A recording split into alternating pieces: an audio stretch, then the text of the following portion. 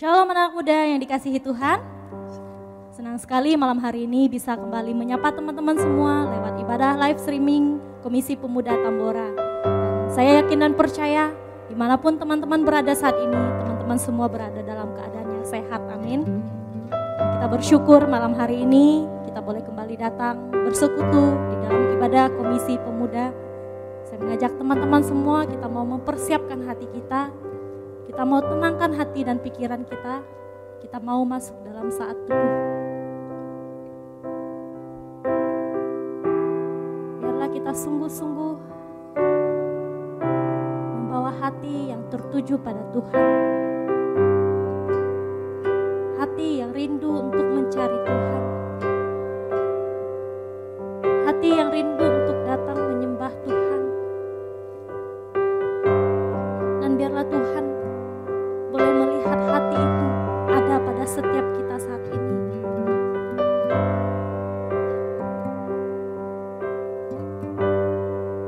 Kami percaya Tuhan, Engkau hadir bagi setiap kami. Dimanapun kami berada saat ini Tuhan, Engkau akan melawat setiap kami. Kami mau menyembah Engkau Tuhan.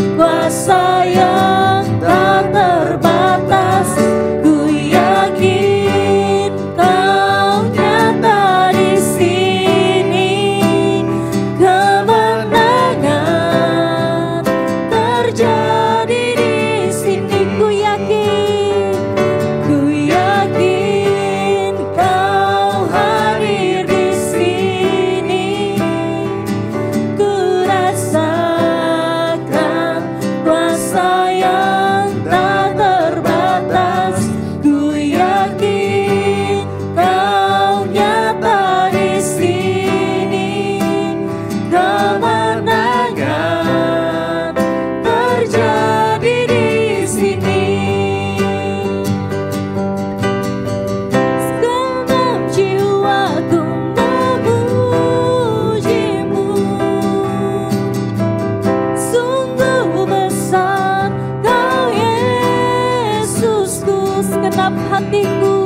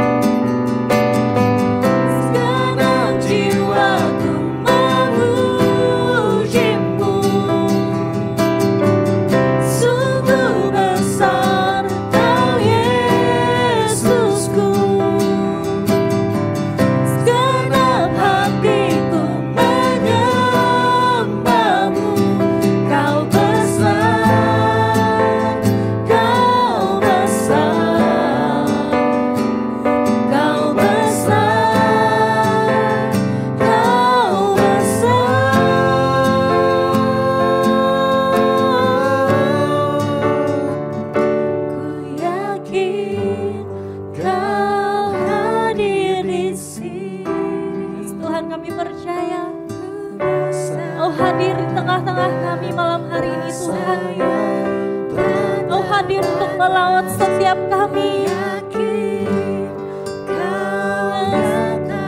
Kami yakin kemenangan pasti terjadi buat setiap kami, Tuhan. Terjadi di sini, ku yakin Kau hadir di sini. Ku rasakan kuasa yang tak terbatas. Ku yakin Kau nyata di sini.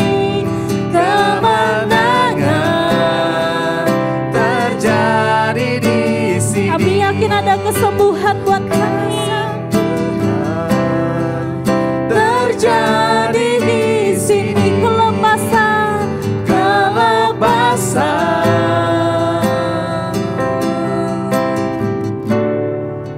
Terjadi di sini.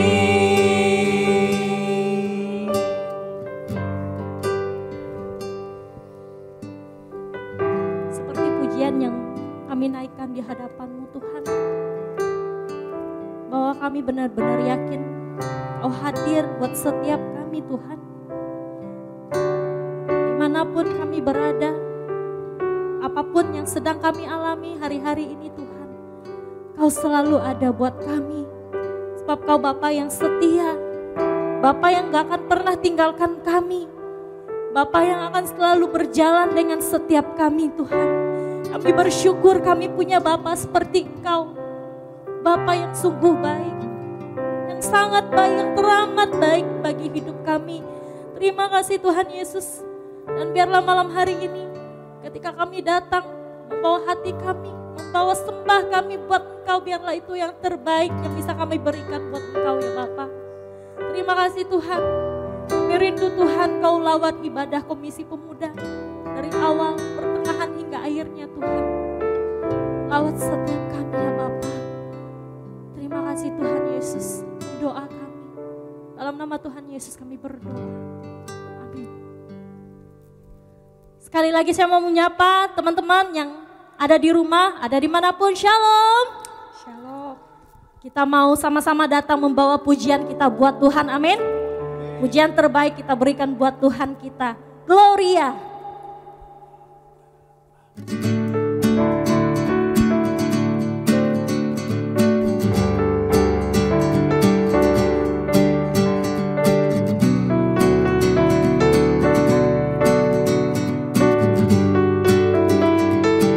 Datang bawa pujian. Kami datang bawa pujian, bersama memuji-Mu Tuhan. Satukan suara dan nyanyikan sorak kemenangan. Kami datang bawa pujian, bersama memuji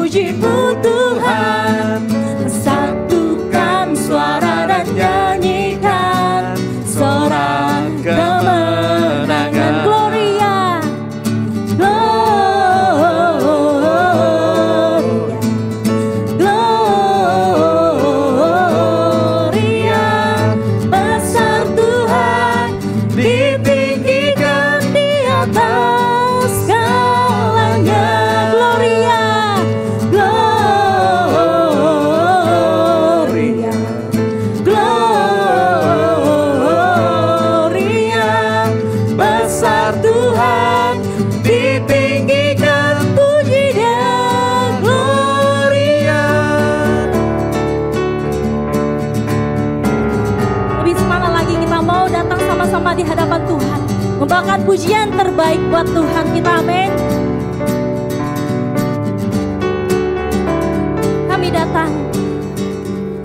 Kami datang bawa pujian, bersama memuji-Mu Tuhan. Satukan suara dan nyanyikan sorak kemenangan. Kami datang bawa pujian, bersama memuji-Mu Tuhan. Kami mau satukan hati kami, satukan suara kami, nyanyikan sorak kemenangan. Katakan Gloria, Gloria, Gloria. Besar Tuhan, ditinggikan di atas segalanya. Gloria, Gloria. Besar Tuhan, ditinggikan puji dan gloria. Sekali lagi katakan Gloria, Gloria, Gloria. Besar Tuhan, ditinggikan di atas segalanya. Gloria,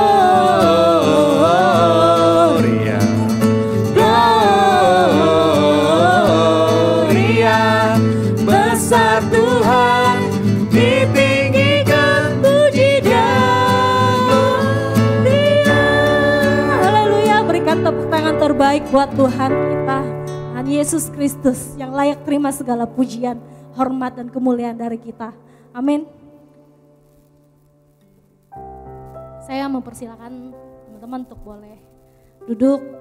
Kita mau ambil posisi yang terbaik, posisi yang paling nyaman untuk kita datang di hadapan Tuhan, mendengarkan Tuhan berbicara kepada kita lewat firman yang akan disampaikan oleh hamba-Nya malam hari ini. Kita mau naikkan pujian, Yesus Engkau Juru Selamatku. Meskipun kita harus berjalan dalam lembah kekelaman, tapi Tuhan yang akan selalu melindungi kita. Tuhan yang gak pernah tinggalkan kita. Tuhan kita Yesus Kristus, Juru Selamat kita.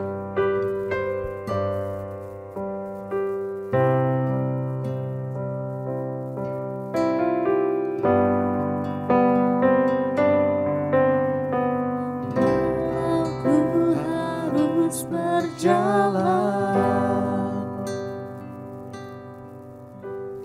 dalam lembah kekelaman, perlindungan-Mu, oh Tuhan, nyatalah bagi hidupku. Tiada pernah sedetik pun,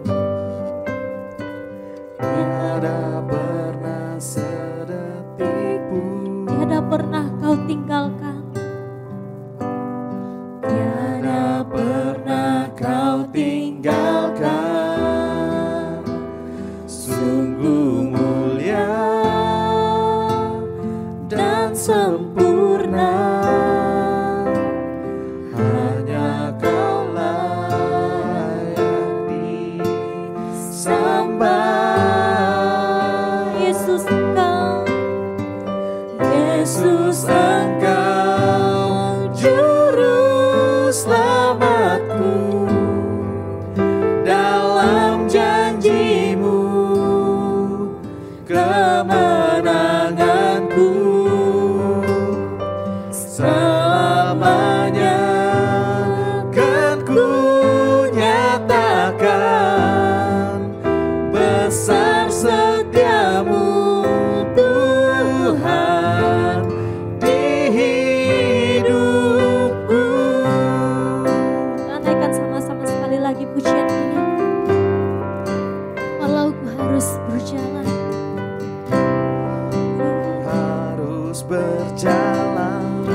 kami percaya Tuhan, meskipun kami berjalan dalam lembah kekelaman sekalipun Tuhan, perlindungan-Mu selalu nyata buat kami Tuhan. Kau selalu setia menemani kami melewati semua lembah kelam dalam hidup kami Tuhan. Gak ada pernah sedetik pun, yes, kami percaya Kau gak pernah tinggalkan kami Tuhan. Tiada pernah Kau tinggalkan. Sungguh mulia dan sempurna, hanya Kau yang layak, hanya Kau yang layak disembah. Yesus, Engkau juru selamatku. Yesus, Engkau juru selamatku. Benar Tuhan, Dalam janji-Mu kemenanganku selamanya kan ku nyatakan. Besar setiamu Tuhan di hidup. Yesus, Engkau juru selamatku. Dalam janji-Mu kemenanganku selamanya kan ku nyatakan.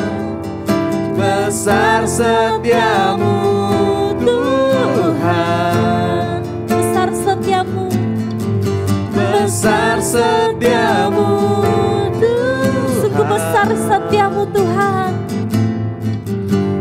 besar setiamu Tuhan di hidupku.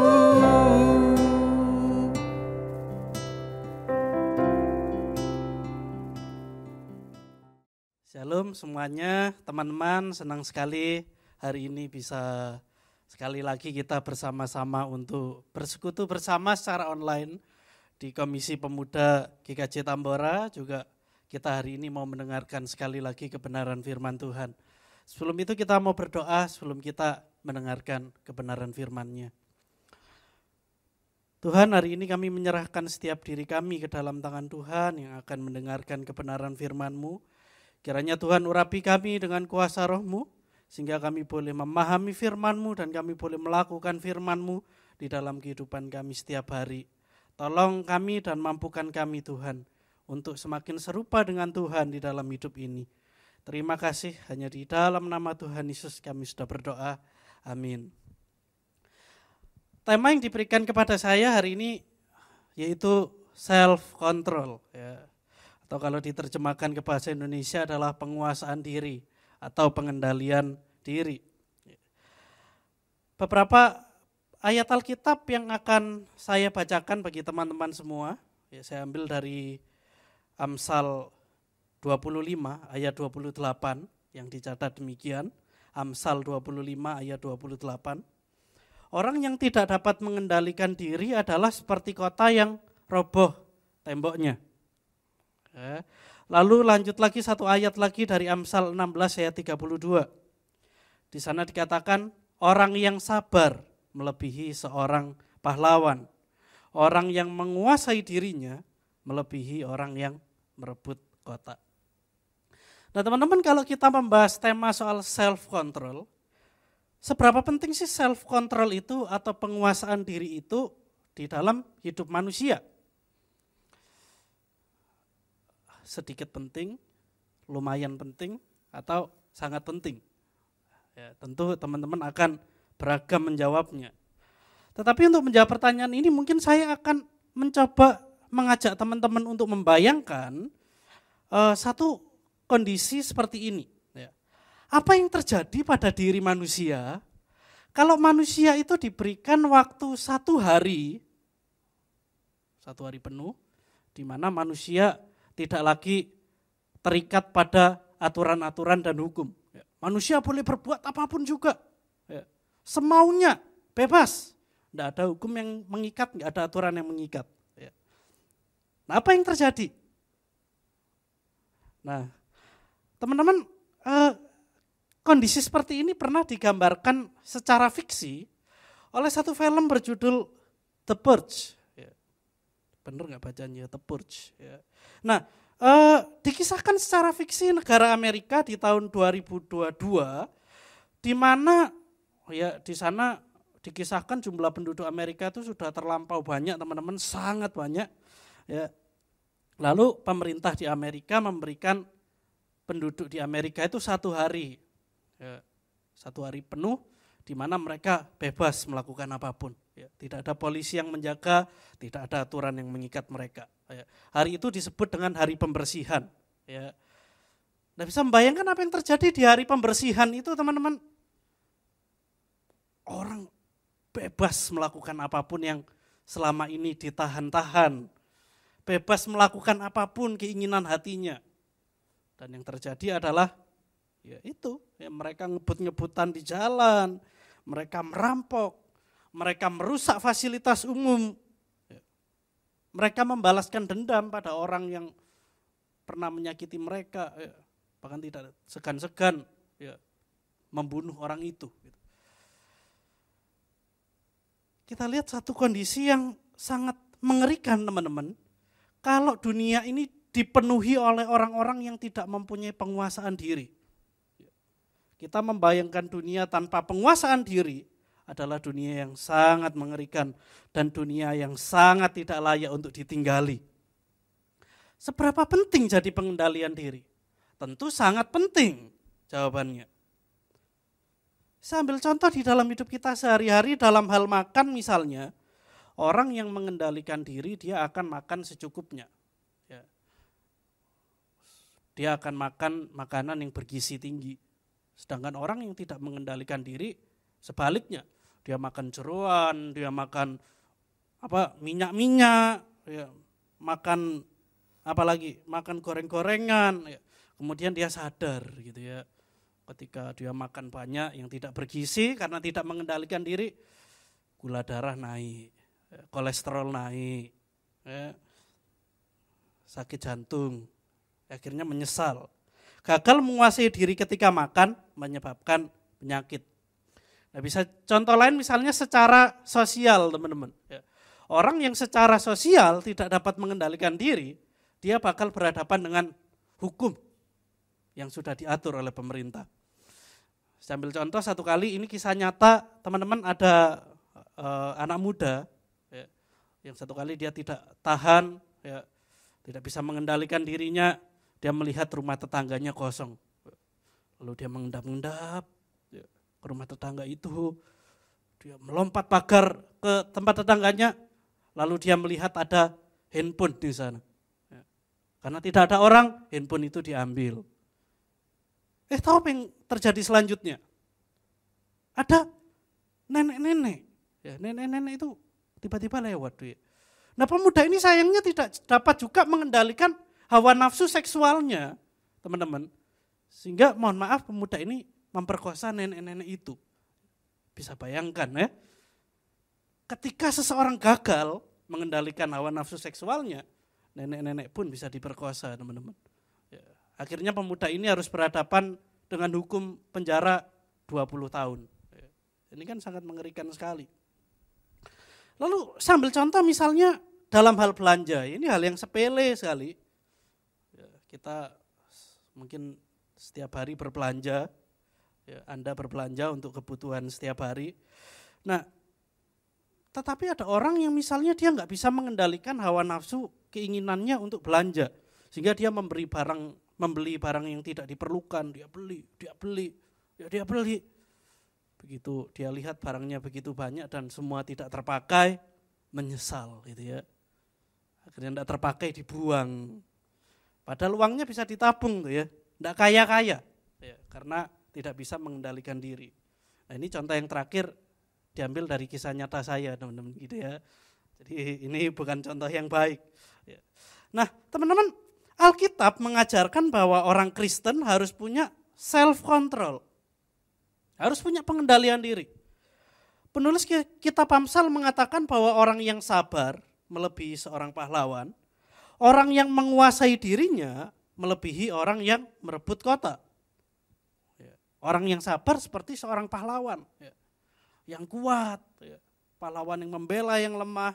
Sebaliknya, orang yang tidak dapat mengendalikan diri seperti kota yang roboh temboknya. Bisa dibayangkan tembok pada zaman itu adalah pelindung sebuah kota. Ketika tembok itu rubuh, maka kota itu akan diserang. Diserang dan kota itu menjadi lemah, teman-teman. Makanya orang yang gagal mengendalikan diri ya ibarat kota yang melemah itu. Dia gampang diserang, ya, karena gagal menguasai diri. Diserang oleh apa? Misalnya oleh kemarahan, oleh rasa panik, rasa stres. Ya, akhirnya dia gampang terbawa keadaan toh teman-teman. Dia nggak bisa berpikir tenang, dia nggak bisa ya berpikir panjang, pokoknya gelisah aja bawaannya. Ya. Nah tentu melihat ini saya yakin teman-teman kita merindukan satu kondisi di mana kita punya pengendalian diri. Ya. Penguasaan diri akan melatih pikiran kita, emosi kita, sehingga kita menjadi orang yang bijaksana. Lalu mungkin pertanyaannya bagaimana cara kita mengendalikan diri? Bagaimana cara kita menguasai diri? Ya. Di dalam pengajaran firman Tuhan, Paulus menggolongkan penguasaan diri menjadi salah satu rasa di dalam buah roh yang tercatat di dalam Galatia. Ya. Ingat buah roh bukan buah-buah roh. Ya buahnya satu tapi punya 9 rasa di sana. Oke? Ya. Jadi kalau kita sabar, ya kita murah hati, ya, kita setia tapi kita tidak punya pengendalian diri ya kita tidak bisa berbuah roh ya. Karena pengendalian diri adalah salah satu rasa di dalam buah roh. Kita harus punya itu. Nah Paulus mengatakan tetapi buah roh ialah kasih, sukacita, damai sejahtera, kesabaran, kemurahan, kebaikan, kesetiaan, kelemah lembutan, penguasaan diri. Tidak ada hukum yang menentang hal-hal itu ya. Jadi bagaimana bisa menguasai diri? Ya, kalau kata Rasul Paulus adalah membiarkan diri kita dikuasai oleh Roh Kudus. Jangan membiarkan diri kita dikuasai oleh hawa nafsu, teman-teman. Ya. Paulus mengatakan begini, barang siapa menjadi milik Kristus Yesus, ia telah menyalibkan daging dengan segala hawa nafsu dan keinginannya. Jikalau kita hidup oleh roh, baiklah kita juga dipimpin oleh roh. Hidup dipimpin oleh roh. Tapi mungkin teman-teman akan berkata, hidup dipimpin oleh roh kan masih teori, Kak. Ya, bagaimana praktisnya? Praktisnya enggak ribet, teman-teman. Enggak ribet. Praktisnya adalah bacalah firman Tuhan setiap hari. Entah 30 menit teman-teman setiap hari baca firman Tuhan. Atau 3 jam lebih baik. Sampai pikiran kita ini dikuasai oleh firman Tuhan. Kita baca berulang-ulang. Pikiran dan hati kita itu sampai dikuasai oleh firman Tuhan. Sehingga apa? Sehingga terjadi seperti yang pernah dikatakan oleh di lagu Ratu, teman-teman. Ya. Tahu nggak lagunya Ratu? Kalau nggak tahu apa mungkin saya yang sudah tua kali ya. Lagu yang sangat lama sekali. Ratu itu salah satu grup musik di Indonesia ya, pada zaman saya SMP atau SMA dulu. Ya. Dan Ratu itu menulis satu lagu berjudul Ingat Kamu. Ya. Lagunya seperti ini. Aku mau makan, ku ingat kamu. Aku mau tidur, ku ingat kamu. Aku mau pergi juga ingat kamu. Gitu ya. Nah tapi ketika kita baca firman Tuhan setiap hari, lagunya jadi begini. Aku mau marah, ku ingat Tuhan. Aku mau makan, ku ingat Yesus. Aku mau kesal, ingat Roh Kudus. Ya kan gitu kan? Karena apa? Karena kita membiarkan hidup kita dikuasai oleh Tuhan. kita menjadi seseorang hebat yang mampu menguasai diri. Kita akan melihat contoh-contoh di Alkitab, teman-teman. Ada orang yang berhasil mengendalikan diri, ada yang gagal. Ya. Contohnya gini, misalnya Musa pernah satu kali dia gagal menguasai amarahnya. Dia marah kepada bangsa Israel yang sukanya bersungut-sungut gitu ya. Ya tentu kita pun kalau punya teman suka bersungut-sungut juga kesel juga ya, manusiawi. Tapi Musa harusnya dia bisa mengendalikan dirinya. Tapi Musa gagal dan Musa memukul gunung batu. Pak gitu, dipukul. Padahal Tuhan hanya suruh berfirman pada gunung batu maka keluar air. Tapi Musa pukul gunung batu karena marah sekali Musa. Dan apa akibatnya? Musa tidak boleh masuk ke tanah perjanjian karena gagal mengendalikan emosinya. Lalu apalagi misalnya Yunus juga gagal mengontrol amarahnya. Yunus marah sekali sama Tuhan ketika Tuhan justru mengampuni orang Niniwe. Yunus protes sama Tuhan. Tuhan janjimu kan membinasakan Niniwe, bangsa yang jahat. Kenapa kok Tuhan malah ampuni Niniwe? Yunus marah. Yunus gagal menguasai emosinya. Tetapi juga ada contoh-contoh di Alkitab yang di mana ada orang-orang yang berhasil mengontrol dirinya. Saya ambil contoh misalnya Daud. Daud berhasil mengontrol dirinya ketika dia sedang berhadapan dengan Saul. Saul saat itu sedang dalam kondisi terjepit. Dia saat itu ada di gua Adulam. Lalu Saul kondisi terjepit di sana. Tidak ada penjagaan di sana. Dan Daud mengintai Saul dari belakang. Daud sebetulnya bisa bunuh Saul saat itu juga. Tetapi Daud tidak melakukannya. Dan Tuhan berkati Daud dengan luar biasa. Dengan memberikannya pendukung-pendukung yang loyal. Daniel, Sadrak, Mesak, Abednego berhasil mengontrol dirinya ketika mereka dilarang untuk beribadah kepada Tuhan dan dipaksa untuk menyembah ilah yang lain. Tapi mereka tidak mau melakukannya. Mereka tetap setia pada Tuhan, sekalipun ancamannya hukuman mati. Dan Tuhan memberkati mereka dengan jabatan yang sangat penting pada saat itu. Teman-teman, ada beberapa contoh lain ya, di zaman yang lebih modern. Saya ambil contoh misalnya Mahatma Gandhi, teman-teman. Gandhi ini bukan orang Kristen, tetapi Gandhi punya pengajaran yang sangat terinspirasi oleh ajaran Yesus. Ya. Karena kesabarannya, Gandhi itu berhasil memerdekakan India dari jajahan Inggris. Ya. Caranya gimana? Caranya Gandhi mengajarkan satu ajaran yang bernama ahimsa. Ya. Ahimsa artinya mereka berjuang melawan penjajah, tapi tidak pakai kekerasan, ya, pakai cara damai. Ada lagi orang Kristen, seorang pendeta, Martin Luther. Ya, Martin Luther ini seorang pendeta, tapi juga dia seorang aktivis. Dia pejuang kesetaraan hak orang kulit hitam, ya, tanpa kekerasan. Teman-teman pernah nonton film Selma?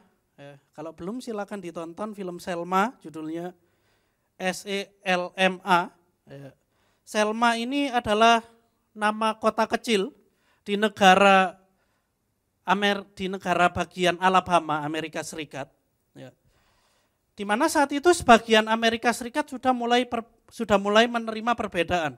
Ya, orang kulit putih dan orang kulit hitam mulai bersatu di sebagian negara di Amerika. Tetapi di Alabama saat itu perselisihan ras itu masih sangat keras sekali gitu ya. Kekerasan terhadap orang kulit hitam yang dilakukan oleh orang kulit putih itu semakin tinggi. Di saat yang lain sedang mulai terjadi rekonsiliasi.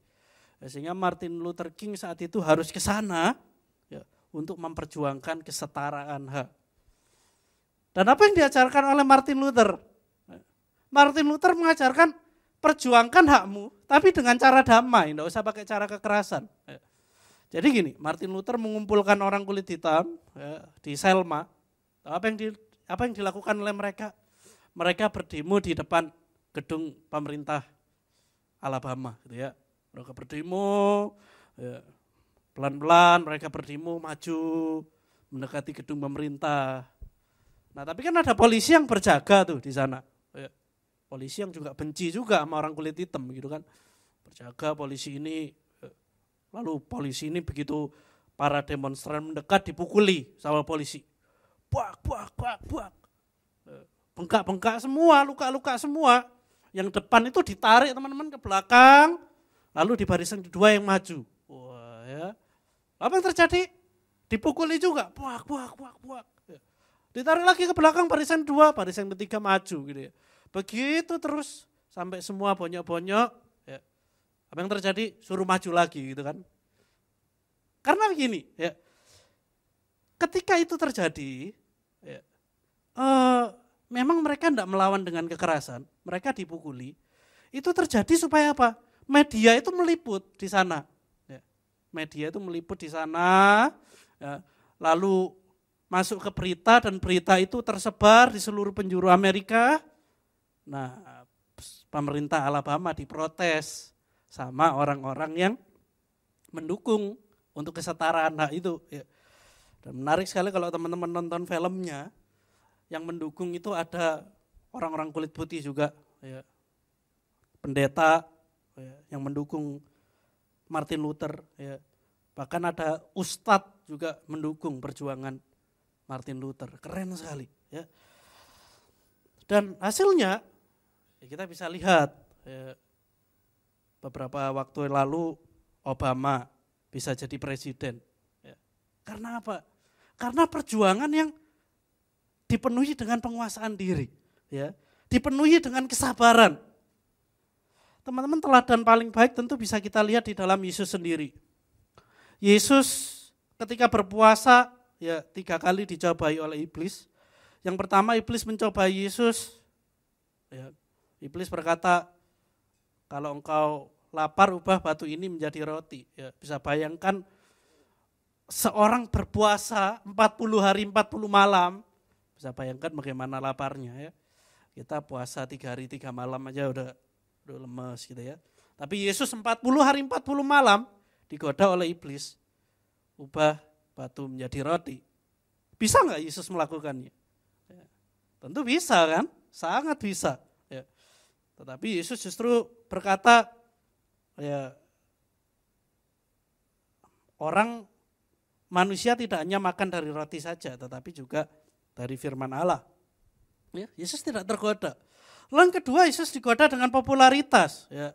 Iblis berkata kepada Yesus, kalau engkau terjun dari atap bait Allah, ya, terjun ke bawah, maka ada malaikat yang akan menopang engkau. Ya.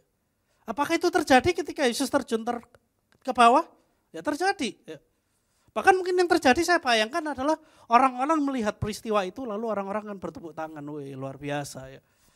Ternyata Yesus ini benar-benar Tuhan yang diutus ke dunia. Gitu. Tetapi Yesus tidak tergoda oleh popularitas itu, teman-teman. Tidak tergoda oleh godaan itu. Ya. Lalu yang ketiga apa? Ini pencobaan iblis yang paling ultimate menurut saya. Ya. Yesus dibawa ke atas gunung yang sangat tinggi, lalu diperlihatkan semua kekayaan di dunia ini, ya, semua kerajaan di dunia ini dicatat. Ya, lalu apa yang terjadi? Iblis berkata, kalau engkau menyembah aku, maka semua ini akan menjadi milikmu. Ya. Iblis juga ternyata bisa membuat orang jadi kaya ya teman-teman. Ya. Tetapi Yesus berkata apa? Yesus tidak tergoda dengan itu. Ya. Yesus tidak tergoda dan Yesus berkata, enyahlah iblis, sebab ada tertulis engkau harus menyembah Tuhan Allahmu dan hanya kepada Dia saja engkau harus berbakti. Kita lihat Yesus memberikan teladan. Yesus sendiri juga mengajarkan salah satu prinsip menguasai diri. Ditulis di dalam Matius 6 ayat 22 sampai 23. Mata adalah pelita tubuh, jika matamu baik, teranglah seluruh tubuhmu. Jika matamu jahat, gelaplah seluruh tubuhmu. Jadi jika terang ada padamu gelap, betapa gelapnya kegelapan itu. Ya. Jadi Yesus juga mengajarkan, kuasailah diri, kuasailah mata. Gitu ya. Teman-teman mau nggak kita menjadi orang yang punya penguasaan diri? Saya harap kita mau belajar untuk menguasai diri. Ya. Caranya adalah dengan membiarkan diri kita dipimpin oleh Tuhan. Ya. Teman-teman, saya akan menutup renungan pada hari ini dengan satu kisah saya ya. Teman-teman, saya bukan orang yang gampang marah sih sebetulnya. Ya. Saya bukan orang yang gampang marah. Ya, teman-teman sindir-sindir saya misalnya saya nggak akan marah. Ya. Atau teman-teman mau ngantuk ketika saya khotbah. Ya. Saya pernah khotbah di atas mimbar lalu melihat ada beberapa orang yang ngantuk. Ya sudah ya. Ya nggak apa-apa, berarti saya kan membantu dia untuk tidur kan gitu. Nah, teman-teman cuekin saya juga nggak apa-apa ya, saya nggak marah dong ya. Kalau Anda pukul saya, tergantung. Ya. Kalau yang mukul wanita, ya saya nggak marah. Ya. Tapi kalau Anda yang mukul pria, kita selesaikan di ring tinju gitu ya. Nah teman-teman, setelah saya berpikir, kenapa sih kok saya ogah marah gitu ya. Nah, apa penyebabnya? Itu bukan karena saya orang yang sabar teman-teman. Ya. Tapi saya orang yang males marah. Ya.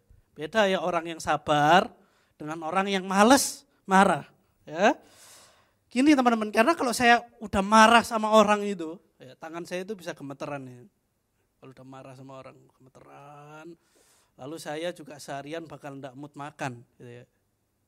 Jadi ya daripada saya tangan gemeteran, seharian ndak mood makan, hati ndak enak, mending ya ndak usah marah, dipendam aja gitu kan. Ya. Jadi kemarahan saya ini ibarat singa tidur teman-teman. Ya. Singa tidur kalau dia di garuk-garuk, dia akan berkata, apa sih lu? Ganggu gua aja. Ya. Tapi dia tidur lagi singanya. Ya. Lalu singa itu dilempar batu kerikil. Kenapa sih? Singa itu terganggu tapi dia enggak mau marah, dia tidur lagi. Ya. Singa itu tidur, lalu singa itu ditepok-tepok. Apa sih lu ganggu gua tidur? Dia enggak akan marah, dia akan tidur lagi. Tetapi satu kali ketika dia diteriakin misalnya di telinga singa, "Woi bangun, woi!" Maka singa itu akan terbangun, lalu singa itu akan menyerang Anda.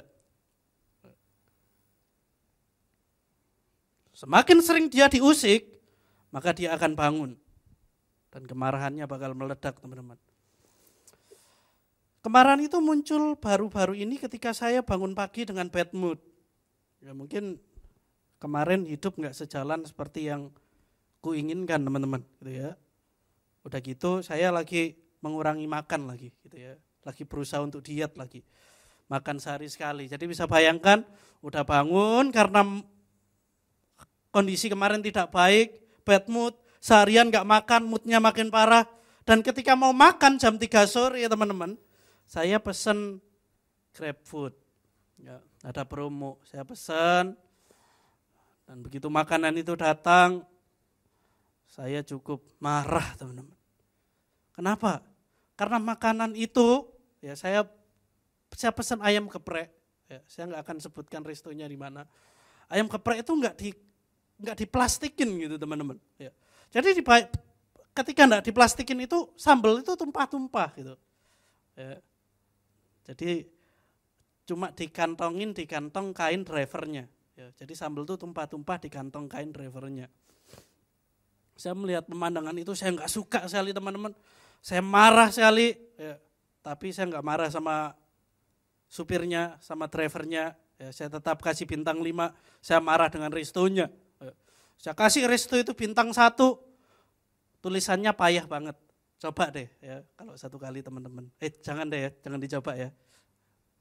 Kalau nggak parah-parah banget jangan. Gitu ya. Tulisannya payah deh gitu ya. Lalu saya thumbs down semua menu-menu yang saya pesan. Ya. Saya marah sekali teman-teman, lalu makanan itu saya buang, jorok makanan ini. Lalu saya foto, saya kirimkan ke Instagram resto ini. Nih, lu kirim gua makanan tanpa plastik, makanan lu tumpah semua, dan gua buang ke sampah makanan lu. Marah sekali saya teman-teman.